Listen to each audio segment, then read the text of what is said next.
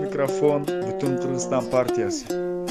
Чын дешет айткан сөзүн. Ишенбей карап көрдүм, сөздөрүн ойлонуп көр. Мына бул түгөлдөрдүн коргошун ууң менен. Чындыкты уулап алдың, жалганды жапыртайтып, жамбашка кулап алдың. Атыгың күрсүн дүнүйө, догдурду неге айдадың? Ишиңдин мааниси жок, кыласың сен кай жагын? Ачыгын айткым келди, покко да жарабайсың, коргошун ууң менен дүйнөгө тарабайсың. Тажике жол салгыдай, сага жер белек беле, 36 жараан өлдү, айт ошол керек беле? Душманга барып туруп, кечирим сурабагың, эл укса уят болот, угушкан убадаңын.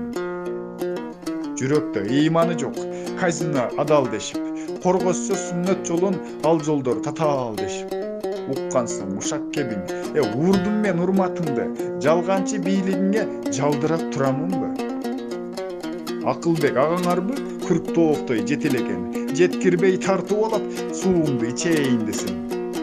Жапаров Садырбегим, ишенген Акылбегим, тизмеги толуп кетти катарда жегендердин. Адахан айтса актак сөздөрүн, телелерден Адаханды күнөөлөйсүн, мошенник фейк троллдор толуп кетти, ар бириңди санап көрсөң түгөнбөйсүн.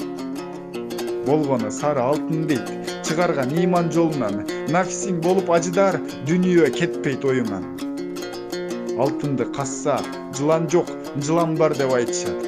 Тойбогон нафсиң айынан тоо түгүн күндө казышат.